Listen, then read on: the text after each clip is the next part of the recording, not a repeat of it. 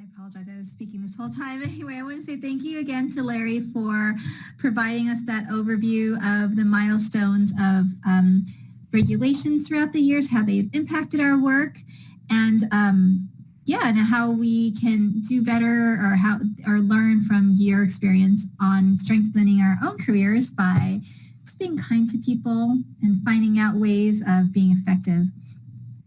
So what I'd like to do now is open it up to questions. And so before Larry gets back onto the screen, I wanted to just kind of share with you how you can ask questions. You can either ask questions by using the chat function on the bottom, or there's also a way, which we'll go over in a second, for you to raise your hand. So again, we will try to prioritize the questions that have come in through the chat. But you can also raise your hand. So the way you raise your hand is you mouse over to the very bottom of your screen and you can click on this participants icon. When you click on participants icon, you'll see the list of everybody who is attending, and in the very bottom right-hand corner, there's a button you can click on to raise your hand. And so if anybody has a question at this point, please go ahead and raise your hand. Otherwise, we're going to go ahead and open it up to questions that we've received from the chat. So now that Larry's back online, I'm going to go ahead and welcome him. Larry, welcome back. I guess one of the questions we have for you that came in is, who in the UC has influenced you the most and why? One person, that's hard to choose.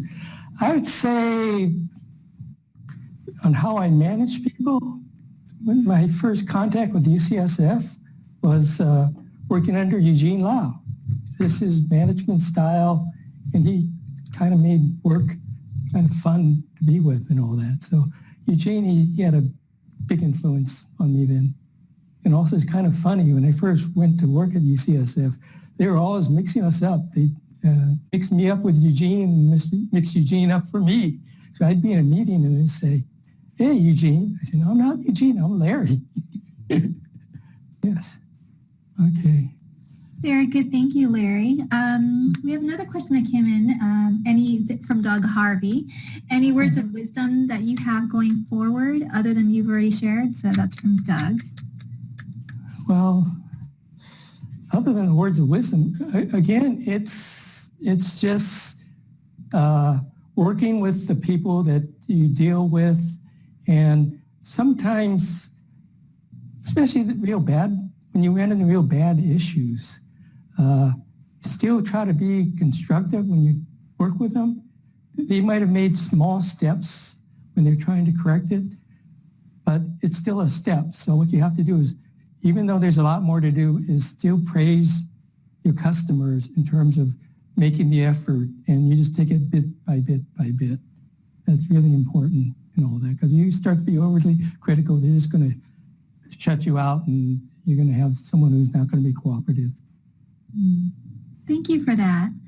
Larry, we also have Debbie Decker on the line, and so we wanted to give Debbie from UC Davis a chance to ask her question. Debbie, are you ready? Sure. Thanks very much, Janette. Thank you, Larry, for offering that perspective of your long career. I particularly appreciated you talking there at the very end about your professional values, but it surprised me, and so I didn't have a notepad out, and so I couldn't snag them quickly. So this may be a question for Janette. Will Larry's slides be provided later, or can Larry just reiterate those professional values? Sure. So before I give back to Larry, yes, absolutely. The slides should be available for download, if not now, in the next few minutes from the website, training.ucr.edu/speakers. We will also email everybody a reminder of where to find the slides, so you definitely can get back to it. But Larry, would you just want to kind of give just a 1 to 2 minute review of those values at the end where you talked about how to be successful? Thanks, David, for the question. Yeah. Well, again, it's just being proactive and working with your customers. Proactive and working with the customers, and more or less be yourself. You talk to people, be truthful, and don't lead them on in terms of things and all that. Other than that, it's best you look at the presentation for what I said on things. Okay. Very good. Thank you, Larry. We have another question from Scott Bourdon from the California State University. Welcome, Scott. I guess the question was, of all the information you had up on the slides, how did you keep track of it? Did you keep track of it as you went? Or was it on your resume? Or did you have to look at some of those milestones? A lot of it was just kind of from memory, going back to old files and looking up stuff. There's a lot of things. Yeah. If you've looked at my files, I have things going back over 30 years and all that in terms of some things and all that. So it just, as a typical IH from the 30 years ago, I keep a lot of records and files and all that. But now, unfortunately, I got to clean all that stuff out of my office now. Okay. Well, it's good advice for us. As we go along and as we see history pass right before our eyes, it's good to kind of document it sometime, even as though many of us have experienced the fatality in 2009 when we were there. It just seems like yesterday, yet it was 10 years ago, and you documented it, and that's why we're able to learn from it. So as we go on, it would be good advice for us to do what you did and just kind of hang on to things, maybe take pictures of everything. Yes. Debbie has another question, and it's, what's the funnest project or assignment that you have worked on, Larry? What's the funnest project or assignment?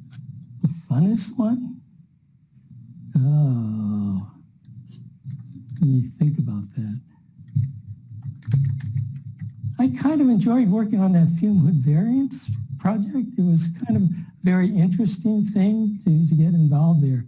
So that the Ashley 110 variance, I think that was kind of fun, and I felt a very good at the end when you're able to get the variance, and that has, I think, one of the biggest environmental impacts that we have in terms of there. Very cool, the variance.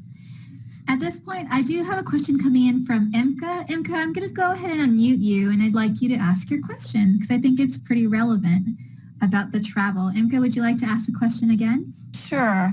Larry, you must have traveled so much throughout your career and lived also at various places. Did that ever become too much at times? At times, yes, but if you kind of enjoy the work, it's part of what you do, part of the job. Because again, my biggest enjoyment the last couple of years has been visiting the campuses and working with people and giving them advice or feedback in terms of their programs and all that. So I enjoyed that. That made the job kind of fun and interesting. Great. And I have Travis Clark calling in from UCSF. Travis, I liked your last question about the challenge. Travis, would you like to ask that question to Larry live? Sure. I'm kind of in a public place, so I don't know if you can hear me very good. Very good. Okay. Yeah. Hey, Larry. I thank you for this presentation. It was wonderful. But I also was interested in your view, having been there from the beginning. What do you see as our largest EH&S professionals challenges? What's our largest challenge moving forward into the next 10 years? Okay. Moving forward in the next 10 years, we talk a lot about it, was just developing a safety culture with our customers. We're starting to scratch the surface, but it's not where it could be and all that. So it's working with the folks. And again, as a lot of us in EH&S on campuses know that the pushback we get is more from the old-time researchers. So I think as things proceed along and we get more newer PIs into the chain, that we'll see an improvement in terms of how they view health and safety rather than pushing back on when we're trying to really help them. That's kind of what I see there. Okay. Very good. And I think we have time for another question from Kyla from UC Davis. Kyla asked, Larry, will you continue to be professionally active after your retirement from the UC? Yes, I still plan to probably do some work with universities in terms of helping develop their health and safety program. So that is on my radar for the next couple of years I'm looking at. Okay. Very good. So we have a few minutes. I'm going to give us one. I've unmuted everybody.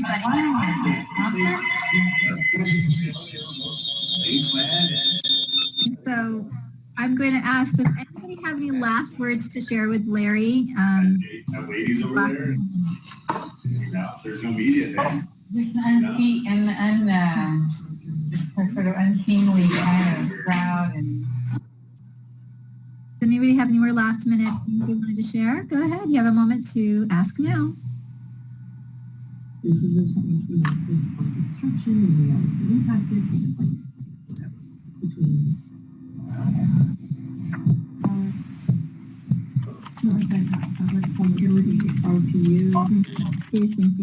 I'm going to go ahead and mute everybody again, but Larry, I'd like to thank you so much on behalf of the University of California for sharing with us your 45-year retrospective and just for being so kind as to create these relationships that we've had throughout the years to connect with each of us and teach us that the way that you can get success and be very effective is just be a good person. Just be willing and giving. And so I really learned a lot from you myself, and I'm sure that everybody joins me in saying thank you, and we appreciate you, and we hope to see you more after you leave.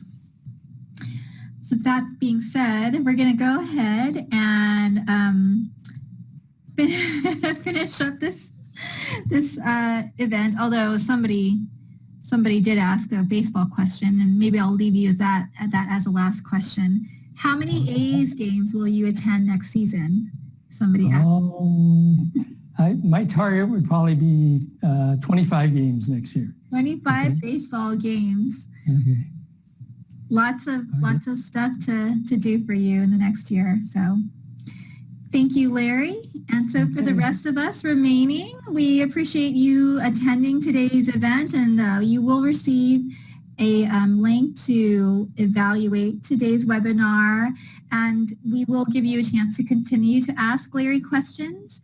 And he's tasked with his final homework and to get back to you about it. So definitely evaluate, give him some feedback, let us know if this is useful for you, and we hope to see you at the next session in the future. Thank you so much, everybody, and have a great rest of your holiday season. Bye.